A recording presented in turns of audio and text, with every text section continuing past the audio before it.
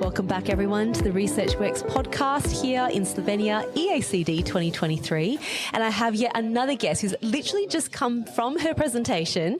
She is now fresh off that presentation on an absolute high. Welcome, Atefeh Taghizadeh. PhD candidate from LaTrobe University. Did I go okay with your name? Okay.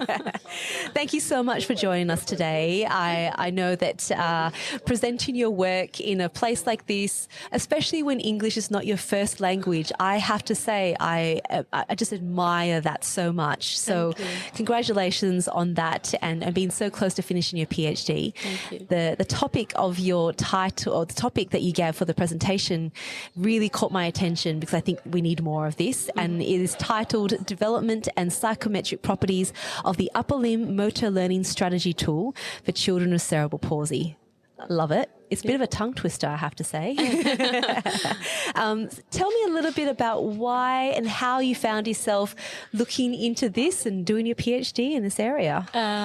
It started, I'm an occupational therapist by background first, and I have experience of 11, 12 years working as pediatric OT. Wonderful. And I was working and I started thinking of doing PhD in my own country. And I was talking with my supervisor, my master supervisors, and he just encouraged me to do my PhD in another country. That's so great. And I just, because I was working in the field of pediatric and mainly children with cerebral palsy, I already was reading lots of different papers, and I knew authors, and I emailed Professor Liang Carey. Fabulous. Yeah, because she was the lead of LaTrobe. Yep. And I was lucky enough. That's so good. Yeah, this is where you find yourself. Yeah. This is amazing. And amazing. It was the first email. It was so easy. They liked my CV, and then she introduced my supervisor, my main content supervisor, Brian Hoare. Yes. And a well-known name. Everyone knows who Brian is. And and they asked me to provide abstract or protocol something, and I did. And they like it, and we had meeting via Zoom. Yep. And we discussed this. Well done. Yeah. Really, really, really well done. And we just started so the main thing that that we're sort of focused on in this particular part, even though I know your PhD is bigger and very comprehensive, the Upper Limb Motor Learning Strategy Tool. What is that? Is a tool actually that can guide clinicians. Clinicians working with children with cerebral palsy in the field of upper limb therapy. Okay. To guide them how to implement motor learning strategies in their therapy sessions. That is fabulous. Because I think we know now what all the key ingredients are for children to be as active as possible, to do all the things that will improve their motor skills. But sometimes we just need a bit of a framework to be able to go, okay, well, how do I actually do it? Yeah. Talk me through the tool, just in a bit of a nutshell. I know we can't go into the full detail about it, but in a bit of a nutshell, what does the tool look at doing? How does it help clinicians step through?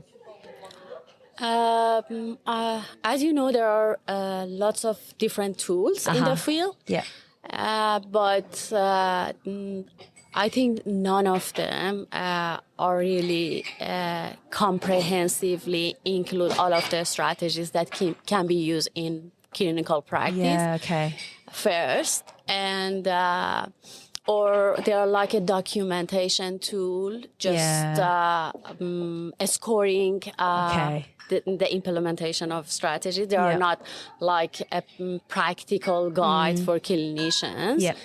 And the advantage of this tool we developed first is that it includes lots of different strategies that can be used in upper limb models of therapy for children with CP. Okay.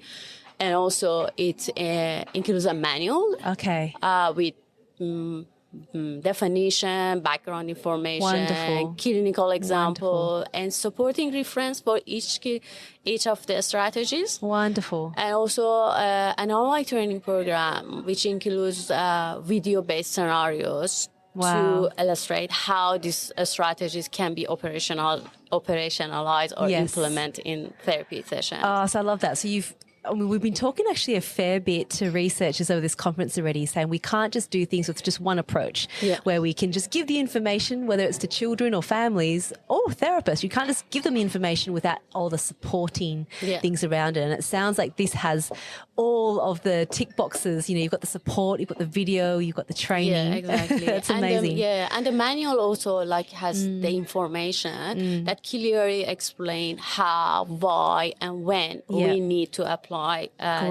these strategies, like a kind of justification behind their application. Yeah.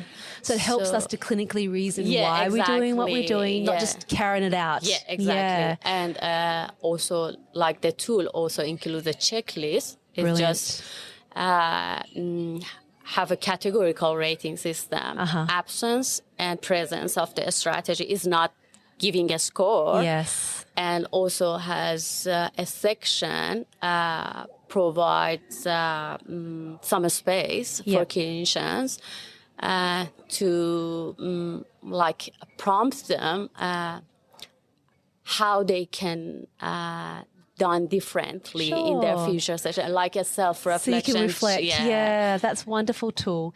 I can see why this would be such a useful tool for clinicians. How do they get a hold of this? How can they get access to this tool so they can use it in their practice? We haven't completely discussed about this, but so far, after my submission, which is in the end of August. Fabulous. Yeah. We are planning to add more video-based more scenario, content. more content. Oh, wonderful. Yeah, and then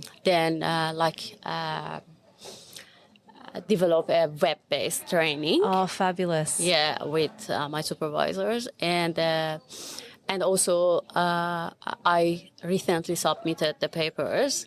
Brilliant. Yeah, so we can look out for it. Fantastic. Also, if they, fantastic. Okay, so for clinicians right now, I'm sure they're all very excited hearing about it, because we're always looking for ways that we can improve our practice and how we can do better and be better at what we do. So I guess for now, we'll just stay tuned for this to be released. August is not too far away. Hopefully it's not too scary for you, because that's when you submit PhD. But for everyone else, it just means hopefully that from there, more content will be available and we can use this in our practice. Yeah, probably, or hopefully in the next year. That's wonderful. Early next year. That's wonderful. And I think knowing where things are headed is a great place for us. So look, we'll keep tabs on that. So when that does become available, we'll get in touch with you again and we'll make sure we can help spread the word about these wonderful courses that are coming about. Yeah. So congratulations. Thank you. Lovely to speak with you today. And thank you for inviting me. Oh, that's lovely. It's lovely to chat with you. So congratulations again. Thank you to everyone who's been listening. Like I said, we'll put links for this and we'll do all the follow-up for it too. But hope you're enjoying it, and I'll talk to you all again really soon. Bye.